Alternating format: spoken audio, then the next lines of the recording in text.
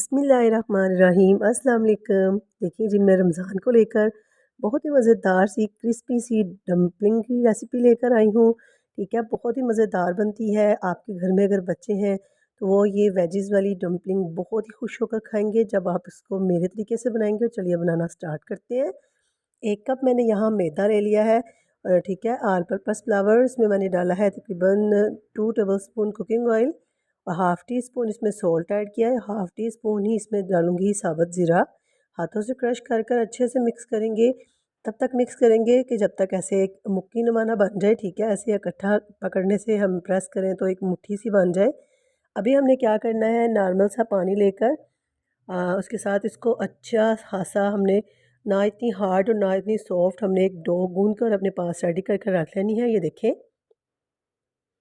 इस तरह की बहुत ही मज़ेदार ये डंपलिंग बनकर रेडी होंगे।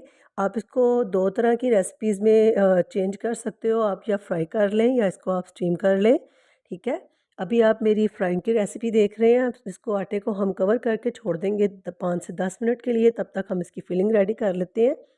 फिलिंग रेडी करने के लिए एक फ्राई पैन लूँगी, उसमें डालूँगी 2 tablespoon cooking oil. Half tea spoon इसमें ज़ीरा हम कड़कड़ा लेंगे। जैसे ही ज़ीरा कड़कड़ा लेगा इसमें तकरीबन 3 से 4 टेबलस्पून बारीक कटा हुआ प्याज ऐड करेंगे और प्याज को हमने कलर चेंज नहीं करना, जस्ट हमने इसको सॉफ्ट करना है। उसके बाद इसमें जाएगा 2 टेबलस्पून कैप्सिकम शिमला मिर्च और 2 से 3 टेबलस्पून इसमें जाएगी गाजर बारीक कटी हुई। और वेजिस को हमने एक ही शेप में रखना है, इसकी शेप्स हमने डिफरेंट नहीं करनी। और इसमें श्रेडेड किया हुआ चिकन ऐड करूँगी। ये बॉयल और श्रेडेड किया हुआ चिकन है।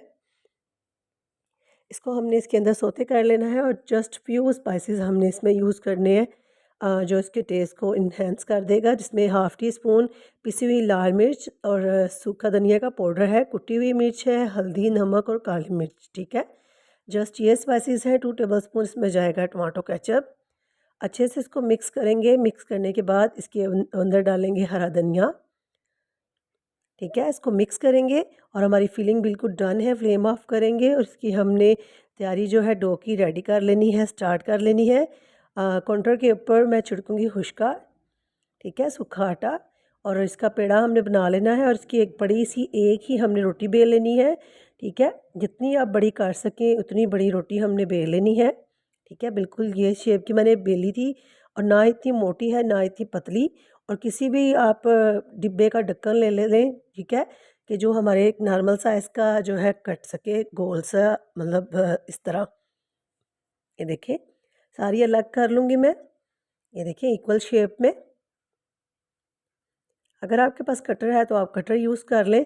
ठीक है, लेकिन हर किसी के घर में कटर नहीं होता और आप किसी भी डिब्बे का ढक्कन लेकर उसको यूज़ कर सकते हैं। ठीक है, और ऐसे बिल्कुल सारी बनाकर रेडी करने के बाद इसकी फिलिंग लूँगी मैं तकरीबन 1 टीस्पून और इसके अंदर रखेंगे और इसको हमने अच्छे से इसको हाफ में से पकड़कर ऐसे हमने फोल्ड कर लेना है और उंगलियों की मदद से प्रेस कर लेना है। फिर हमें चाहिए एक अदद कांटा, फोक, उसकी मदद से हमने इसको ऐसे प्रेस कर लेना है अच्छे से। प्रेस करने से एक तो ये लॉक हो जाएगा और दूसरा कि इसकी शेप और इसकी लुक बहुत ही अच्छी हो जाएगी। ऐसे हमने प्रेस कर लेना है, सारे रेडी कर कर अपने पास रख लेंगे। और दूसरी तरफ मैंने ऑयल जो है गर्म होने के लिए रखा हुआ था, इसमें हमने इसको अच्छा सा गोल्डन ब्राउन सा इसके ऊपर कलर ले आना है और ये काम हमने लो से मीडियम फ्लेम के ऊपर ही करना है। जैसे एक साइड कुक हो जाएगी तो हमने इसकी साइड चेंज कर लेनी है। आप अपने बच्चों को अगर वेजिस खिलाना चाहते हैं तो आप डंपलिंग की सूरत में खिलाएं। ठीक है, इस तरह आपके बच्चे जो है वेजिस से बहुत ही मज़े से खाएंगे और आपको दोबारा डिमांड करेंगे कि मामा हमें वो वाली डंपलिंग बना कर दें। और अगर आपके बच्चे वेजिस नहीं खाते तो इस तरह यकीन जाने कि वो वेजिस खाने के शौकीन हो जाएंगे और आपको ख़ुद मुँह से डिमांड कर कर आपसे ये बनवाएंगे।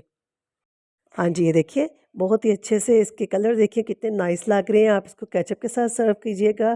ठीक है, आप इसको ज़रूर ट्राई कीजिएगा। मुझे अपनी दुआओं में याद रखिएगा। तब तक के लिए ओके बाय, अल्लाह हाफ़िज़।